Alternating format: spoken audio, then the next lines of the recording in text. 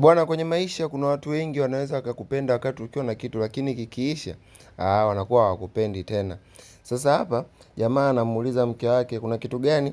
Anambia nimeona mabegi mapya, style mpya za mabegi nahitaji kununua. Wewe nitumie picha baadaye mimi nitaclear kila kitu. Jamaa akamuuliza kuna kingine? Akasema nimeona lakini pia nywele za gharama nahitaji kuwa nazo. Usijali, wewe utanitumia kila kitu afu mimi nitalipia. Bibi akawa anamwambia mume wangu nakupenda sana. Asante kwa kunijali. Asante kwa kuwa na mimi. Lakini upande wa pili huko akiwa anakula mama mkwe anamwambia David asante sana kwa kumlipia kodi shemeji yako. Lakini pia asante pia kwa kumpatia pocket money wifi yako aliyepo shule na kumlipia ada. Asante sana. David akamwambia sisi ni familia mama, wewe hata usifanyaje? Usijali, yani usijali. Biashara zangu zinaenda vizuri sasa. Asante sana David. Usijali mama. Nitakutumia naira milioni 1 ili biashara yako izidi kukua. Mungu akubariki. Upande wa pili huku mke wa David anasema asante sana kwa kubadilisha maisha yangu David. Huku anahesabu maokoto pale. Tunamwona David kamnunulia mke wake gari. Anasema David umenunulia hili? Usijali. Happy birthday mchumba wangu. Nimekununulia kwa ajili yako. Mwanamke akabaki anafurahi tu pale. Tunarudi huku ofisini sasa tunamkuta David yuko na mfanyakazi wake. Anaambiwa kwamba na mfanyakazi wake kuna shida, kuna ripoti hapa hebu ipitie. Jamaa anaipitia, mbona hii haiwezekani? Haiwezi ikawa kabisa hivi. Mbona hii ni mbaya sana? Inaonekana kuna shida amezipata hapa hivi ofisini kwake. Anasema mbona hii ni mbaya sana? Yaani mbona ni mbaya sana? Ndiyo ni mbaya. Jamaa ameishiwa raha. Yupo amerudi nyumbani kwake huku hivi.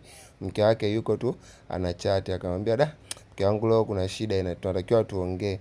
Jamaa akamwambia kuna shida, yani nimepoteza hela zangu zote. Akamuuliza, shilingi ngapi umepoteza? Yani ni kila kitu nimepoteza, kila kitu nilichonacho. Kwani kuna shida gani? Yani nimepoteza kila kitu, kampuni, lakini hata nyumba na hisi zinaweza zikataifishwa na kila kitu. Basi mke wake akaja kwanza tu kumfalia akamwambia usijali mume wangu, ni pesa tutatafuta zingine, wewe hata usijali tutazipata pesa zetu. Akamwambia okay sawa mke wangu, asante sana kwa kunifariji kipindi hiki. Mwanamke akawa na stress pale na mawazo. Sasa bibi akaja kumueleza mama anasema kwa kila kitu kimeenda lakini anatafuta njia ya kutatua matatizo. Kwa hela gani alionayo ambayo anaweza katafuta kutatua matatizo? Wewe ulikuwa pale kwa sababu ya pesa. Sasa hivi hana pesa. Kwa hiyo sasa unatakiwa tuondoke tu pale. Uondoke, ulikuwa pale kwa sababu ya pesa zake. Mwanamke akamwambia mama, yani kwa sababu ya pesa zake? Mimi mbona nampenda mume wangu na amenijali sana. Hapana, wewe pale ulikuwepo kwa sababu ya pesa. Na huyu kashamaliza pesa, kashakuwa maskini. Yani kashakuwa maskini. Kwa hiyo sasa itabidi tu uondoke pale au tafute namna ili maisha yaende. Huko kazini akiwa anafuatilia vitu vyake na mali zake, kuna huyu mfanyakazi anaitwa Rose kaja kumwambia usijali, mimi nahisi Mungu tu anakupitisha kwenye changamoto, lakini hawezi kukutupa, kila kitu kitaisha. Jamaa akamwambia asante sana Rose, nashukuru sana Rose, nashukuru sana kwa kuwa na mimi. Jamaa akaja kumwambia mke wake nimeuza magari mawili leo. Akamwambia magari gani? Nimeuza ile Range Rover na ile gari lingine, lakini pia hata ile gari ambayo nilikupa zawadi ya birthday na yenyewe na mpango wa kuiuza. Ili nataka kutatua matatizo. Utatue matatizo? Matatizo gani utatue? Hakuna gari kuuzwa hapa hivi. Jamaa akafika mpaka huku jikoni kwa mfanyakazi akamwambia Rose, yani kama anaona hali itaendelea hivi, ni bora tu urudi nyumbani uache kazi, maana sitakuwa na hela ya kukulipa. Rose akamwambia usijali bosi wangu, umenitunza, umekaa na mimi, lakini hujawahi kuniacha kunitupa nikiwa na shida, ulinisaidia. Kwa hiyo mimi siwezi nikaondoka, nitaendelea kukaa hapa hapa. Sasa unaambiwa huyu mshikaji huku yani kwa Vanessa mke wake huku yani hela zimeshaisha na mapenzi yameisha. Yani akimwambia basi mke wangu nataka tuongee kuhusu nini? Kuhusu sisi mke wangu. Jamaa ananyimwa kila kitu mpaka vitu vya ndani ananyimwa. Anaambiwa achana na mimi. Tunatakiwa kufanya kwanza hizi changamoto tuzisolve. Basi Vanessa akawa anaondoka, jamaa akamuuliza Vanessa unaelekea wapi? Anasema naenda nyumbani kwa mama yangu. Kwa nini hutaki kuendelea kukaa na mimi? Mimi siwezi kuendelea kukaa na mwanaume limaskini. Mwanaume mbolo halina hela, mwanaume zuluari, siwezi nikaendelea kukaa. Unaambiwa mama mtu na mtoto mtu wamekaa hapa wanasema wewe hapo unatakiwa tu ufikirie kuhusu wewe, achana na mwanaume limaskini. Mwanaume limaskini litakufanya na wewe uonekane maskini, utakuwa mbaya. Anasema usijali mama, mimi najifikiria kuhusu mimi. Na akabaki wanacheka tu pale, wanamcheka na kumkejeli David yuko kwa mwanasheria, unaambiwa ameuza vitu vyake karibu vyote. akawa anamwambia mwanasheria, vipi, ni vitu gani, mali gani ambazo zimebaki? Akamwambia yani hapa vimebaki mali kidogo kweli yani. Bibi Rose akamletea bosi, chukua kahawa unywe. Akasema asante sana. Asante. Lakini akamwambia kwamba yani wewe ndo mtu muhimu ambaye umebaki mpaka sasa kwenye maisha yangu. Wewe Rose ndo mtu ambaye umekaa mpaka sasa hivi unajali kuhusu mimi. Lakini wengine hao wote wameondoka, wamenikimbia. Usijali saa. Hapa inaonekana Vanessa amefika usiku sana nyumbani. Sasa David akawa anamuita na kumuuliza, Vanessa, ulikuwa wapi mpaka muda huu? Yaani mpaka usiku huu Vanessa ulikuwa umeelekea wapi? Tangu asubuhi siku nzima. Akamwambia nilikuwa nimeenda kuzurura. Akamwambia sasa ulimuaga nani? Kwa natakiwa kumwaga mtu? Akasema mimi ni mume wako pia. Kwa hiyo ilikuwa lazima uniage, nilikuwa na wasiwasi na wewe. Akawa anacheka kweli pale. Alafu akamwambia kwamba hiyo nguvu unayoitumia bora utumie kutafuta hela zako, kutafuta uchumi wako, kufanya mfuko wako utune, mwanaume suruali wewe. Jamaa akamwambia mbona usiongee na mimi hivyo? Basi jamaa tunamwona tena huko upande wa pili anamwambia, jamani unatakiwa unisikilize mke wangu. Nikusikilize kwa kipi? Huna hata hela. Huna kila kitu. Jamaa akamwambia lakini mimi niko na wewe hapa hivi, wewe ndo mtu uliyebaki kwangu wa thamani. Uko na mimi? Mimi nahitaji pesa, mimi sio pesa. Lakini nipe muda, nitafanya hivyo. Wewe ni bora zaidi ya hizo pesa. Akamwambia basi tafuta njia ya kusuluhisha haya matatizo. Vinginevyo, yani mimi siwezi nikawa wako tena. Hapa tunaona David akiwa anaongea na mama mkwe. Mama mkwe mjaribu kuongea na Vanessa. Yaani ongea na Vanessa, mbona sasa hivi amebadilika sana. Haya yote yatapita. Mama likawa linacheka pale kama jini Shumileta vile. Kama mchawi kala baambia, yani niongee naye. Mwanangu mimi hawezi kuwa na kuishi na mwanaume maskini Mwanangu mimi hawezi akawa na mwanaume ambaye hana hela. Jiangalie, huna hata hela. Basi bibia na mama mtu alimsema kinoma, akamwambia wewe ni kama maskini kapuku tu. Yaani huna hela. Jamaa akatoka nje hapo hivi. Akawa na mawazo kinoma hadi akawa analia. Ogopa sana mwanaume analia. Hivi nini kimenikuta mimi? Mungu wewe mnisaidie jamaa naomba. Basi wakati mwingine jamaa akawa anakuja huku jikoni akamkuta Rose. Rose akamwambia saa unatakiwa kula. Jamaa akamwambia sina hata njaa, yani sina hata njaa. Akamwambia hapana. Akamuuliza mfanyakazi, mbona unanijali sana? Mfanyakazi akasema kwa sababu watu wema wanatakiwa kujaliwa pia, kwa sababu wao wanawajali watu wengine. Jamaa akamuuliza mimi ni mtu mwema? Akasema kila anayekuzunguka anajua wewe ni mwema. Labda kama kuna wanafiki tu ndo anajua kwamba wewe sio mwema, lakini wewe ni mwema.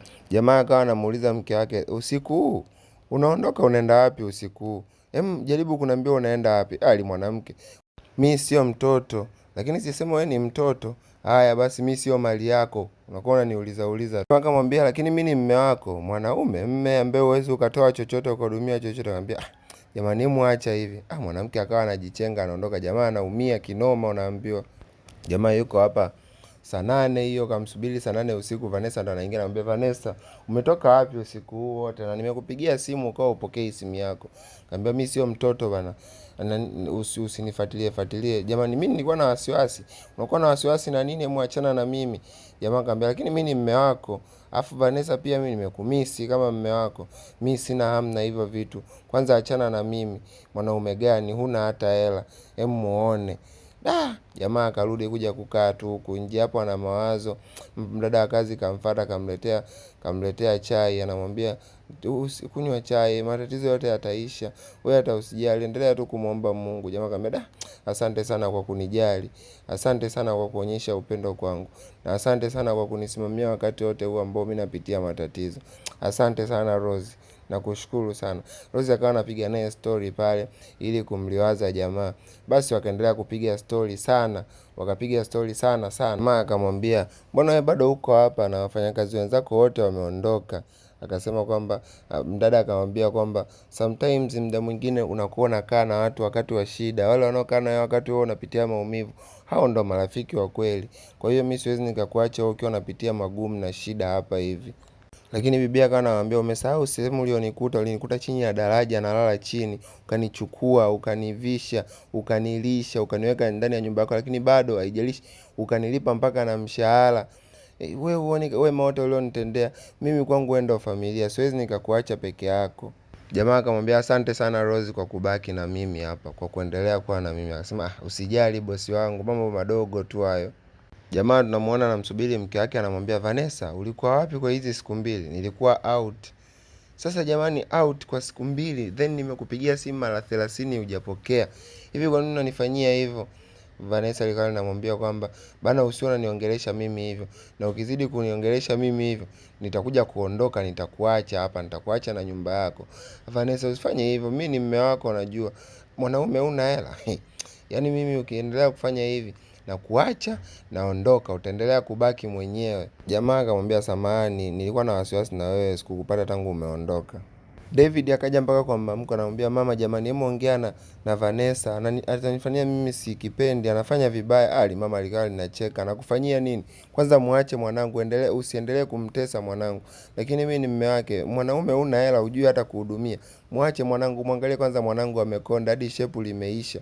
Kwa hiyo cha kufanya, naomba umuache mwanangu, usiendelee kumsumbua na uondoke. Anamwambia Vanessa, jamani, ongea chochote, mimi sina chochote cha kuongea, wewe tu ondoka.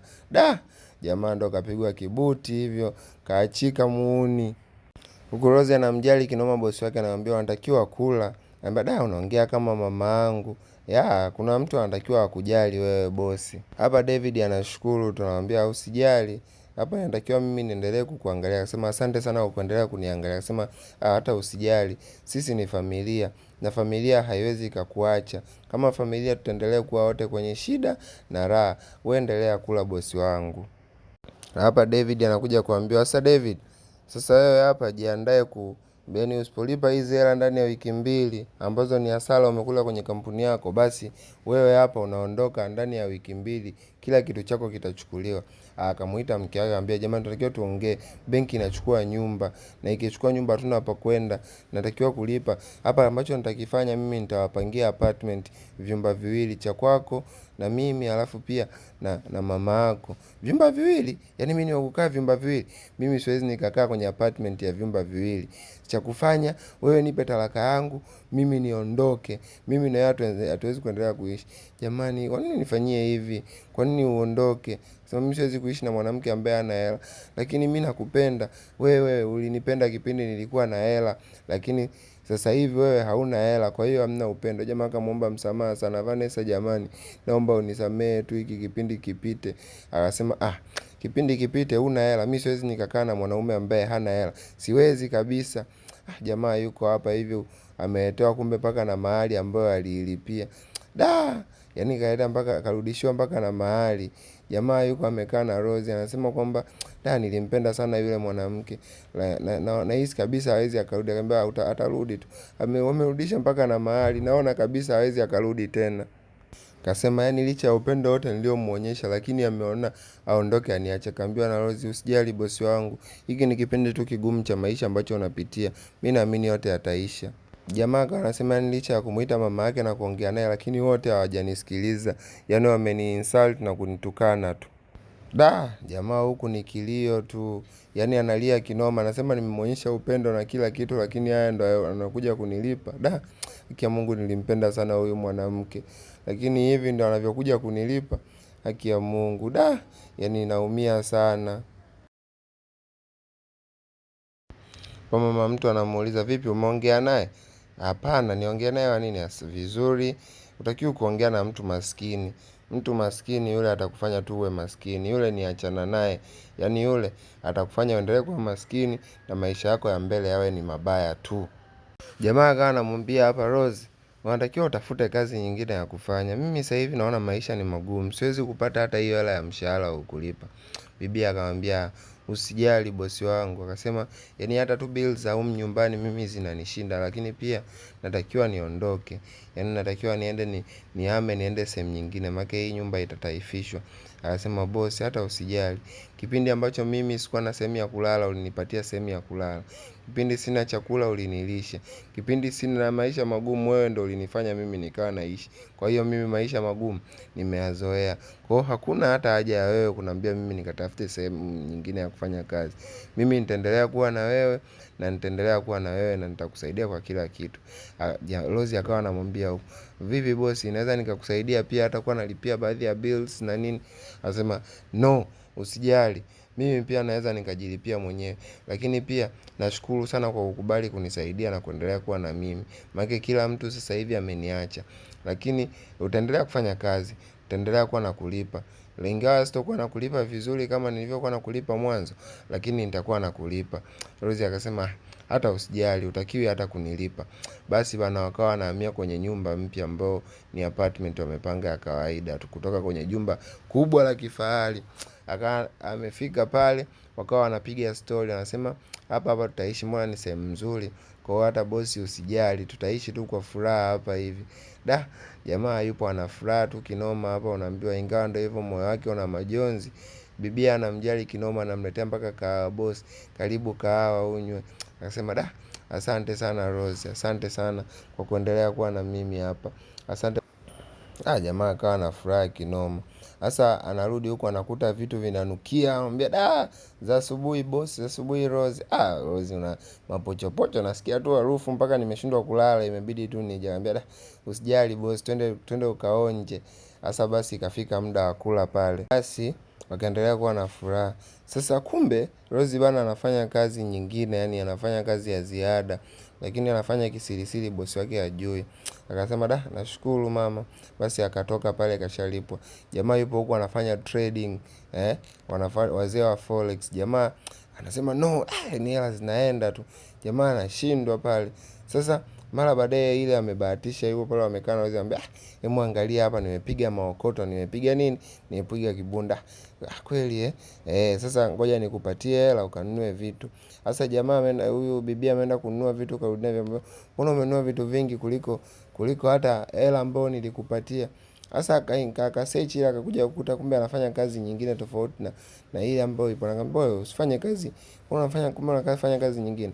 Mimi sijakwambia kama nimeshindwa kuhudumia wewe, usifanye hiyo kazi nyingine. Cha kufanya hapa hivi wewe, usijali, mimi naweza nikaendelea kuhudumia.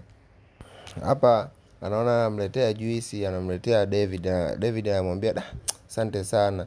Nahisi yani bila wewe nisingeweza kabisa kuishi hivi kama ninavyoishi sasa hivi. Akasema wewe usijali, akasema nashukuru sana. Yani nashukuru sana Rose. Huko bibi Vanessa baada ya kumpiga kibuti David huko na kamwamba kanamwambia wewe unastahili yote mazuri. Bibi anacheka tu kinoma, mara anapewa zawadi, anaambiwa hii ni kwa ajili yako mpenzi wangu. Kachukua pale hii nzuri, kachukua simu pale akaanza kujirekodi, anasema hiyo anatakiwa kila mtu ajue.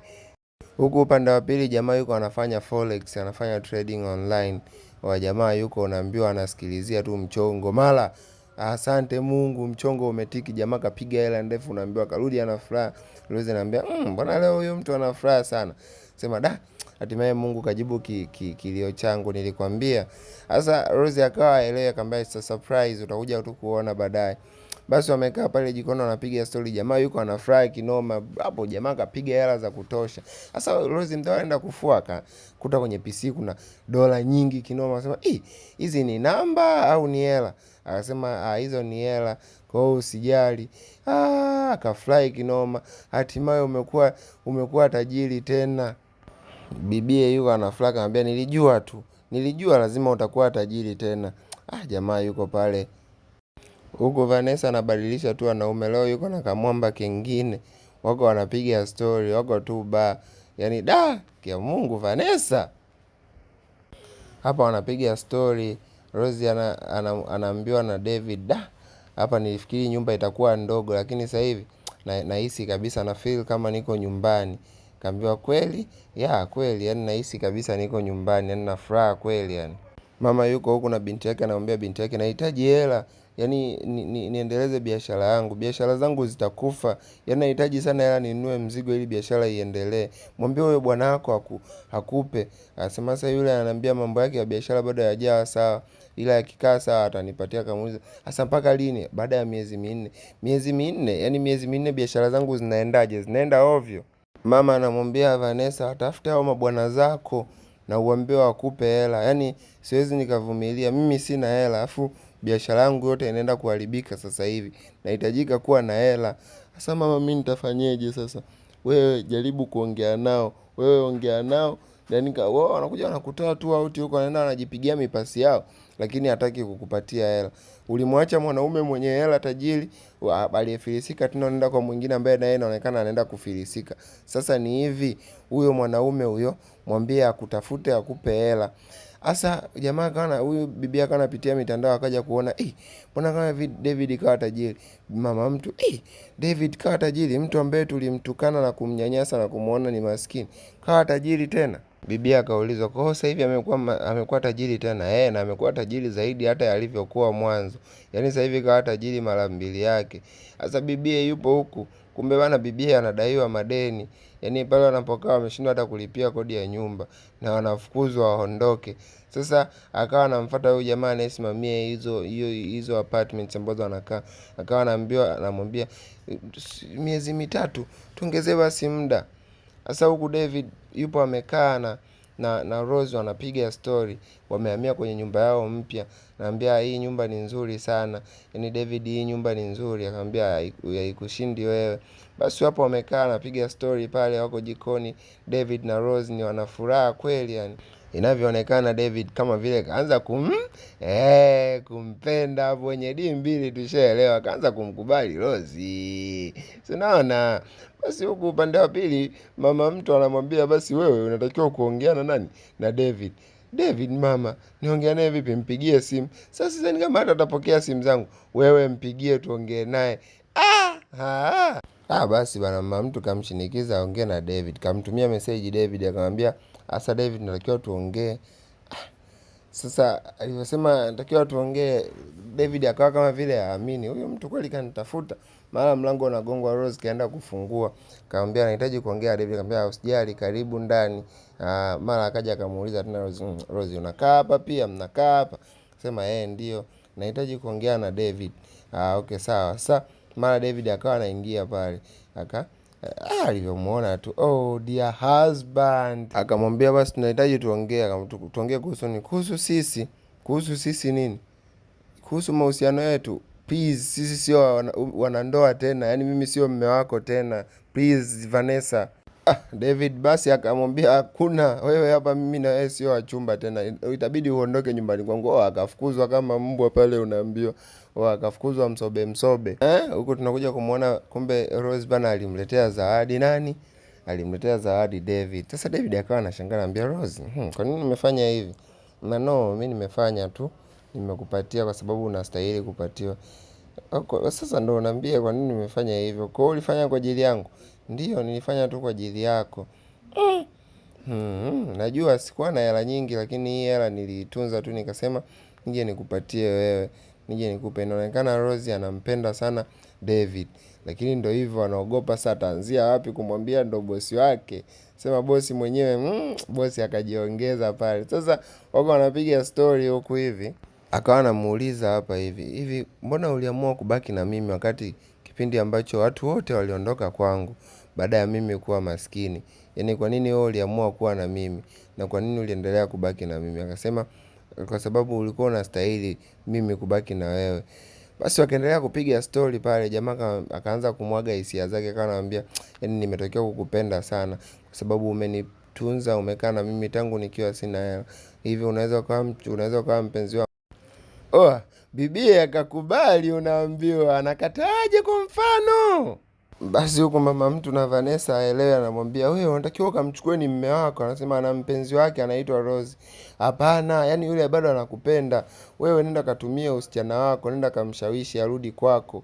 Yule ni mume wako na alikuwa mume wako na anakupenda wewe. Hamna mwanamke ambaye anaweza akampenda tofauti na wewe. Basi huku upande wa pili bibi kafanywa surprise, bibi Rose. David anamwambia kwamba yani unastahili yote haya. Karibu sana. Rose akawa anamuuliza, sasa kwa nini umenifanyia yote haya? Kwa sababu ulikuwepo kipindi watu wote walinikimbia na wewe ulikuwa na mimi. Akawa anamwambia wewe ni baraka kubwa sana ambayo Mungu amenipatia. Ulinipatia furaha wakati ambao nilikuwa na huzuni. Ulinipatia amani wakati ambao nilikuwa na misukosuko. Lakini pia wewe ulinipatia kila kitu ambacho nakihitaji, ingawa hukuwa na uwezo wa kuafford. Akaleta na pete pale, akamwambia Rose, utanioa? Ndio, nitakuoa. watu ni makofi tu na shangwe, unaambiwa huku sasa, huku ni moto umewaka.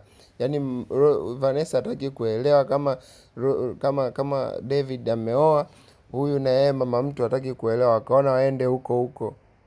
Wapo wamefika hapa hivi. Sasa akamwambia kwamba David, nahitaji tuongee private, lakini akasema hapana, unaweza ukaongea tu hapa tukasikia. Basi bibi akawa anaomba msamaha, nisamehe sana sikuwepo wakati ulikuwa unapitia magumu na changamoto. Yaani nisamehe sana. Akasema haukuwepo. Okay. Basi mama mtu akaja kuomba msamaha hapa, anambia David, watu tunapitia changamoto, tunafanya makosa. Jamaa akawa anamwambia kwamba yaani nyinyi ndio mlikuwa mnaniita mimi mzigo, mlikuwa mnaniita mimi maskini. Yaani mimi ni mzigo, lakini sasa hivi mmekuja kwa sababu mimi nimekuwa tajiri tena. Mlikuwa wapi kipindi nilikuwa maskini? Mlikuwa wapi? Bibi Vanessa yupo analia, anasema mimi David nakupenda. Jamaa akamwambia kama ulikuwa unanipenda ulikuwa wapi wakati nilikuwa nalia mwenyewe? Ulikuwa wapi wakati mimi nateseka? Ulikuwa wapi? Bibi alisema kinoma. Basi hapa David akanasema huyu Rose ni mwanamke ambaye alikuwepo wakati mimi sikuwa na kitu, wakati napitia maumivu, na aliniamini na alifanya kazi za ziada na akatunza pesa kwa ajili yangu, alinihudumia kwa kila kitu na sikuwa namlipa chochote. Basi kuanzia leo huyu mwanamke naenda kuishi naye milele na milele. Basi unaambiwa hiyo siku ni siku ya harusi. Kina sisi kwenda kuzamia kwenye harusi, kuweka hali kwenye mashati. Basi sasa ni hatari hapa mzee bana. David na Rose wakaoana, harusi ilikuwa ni kubwa sana, wakapata na kamtoto wakakaita jina. Hiyo basi kwa leo basi tuishie hapa. Tukutane tena kwenye vigongo vijavyo. Kwa elini. Chao. Msisahau kusubscribe, kuwatch, kulike na kucomment.